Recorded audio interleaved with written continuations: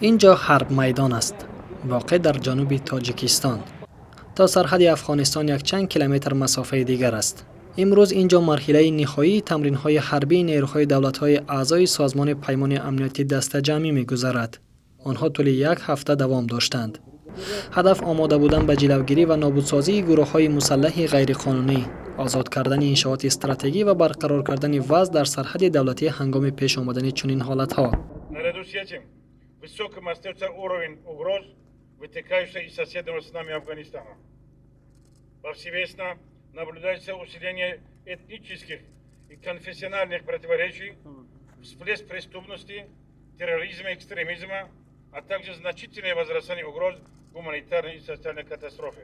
طبق سناریو سازمان‌های مسلح غیرقانونی به قلمرو یکی از کشورهای عضو اسپد حمله می‌کنند و نیروهای دست جمعی آنها را سرکوب و نیست و نابود می‌کنند. Вообще каждый элемент сложен по-своему.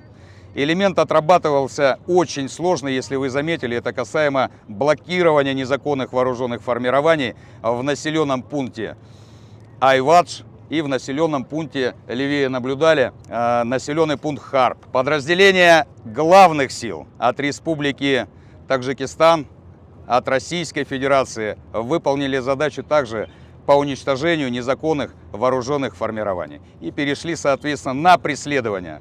Далее разгромили противника и восстановили положение по государственной границе. حدود 1000 سرباز و نظامی و بیش از 300 تکنیک‌های حربی. اندازه تمرین‌ها خیلی حیرت انگیز می‌نماید. قطع نظر از آن که در این تمرین‌ها 3 کشور عضو اسپد اشتراک نکردند: ارمنستان و بلاروسیه و قرقیزستان. اخیراً قرقیزستان پس از مناقشه نوبتی در سرحد با تاجیکستان اعلان داشت که در رزمایش نیروهای اسپد اشتراک نمی‌کند.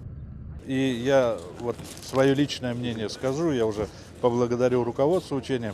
Мне лично вот этот вот заключительный этап понравился. Он динамично, очень профессионально все действовали, поэтому самую высокую оценку заслужил. در انتها به اشتراکچیان تمرین‌ها تحفه و افتخارنامه تقدیم کردند. امام علی سعیدزاد از یبلوس.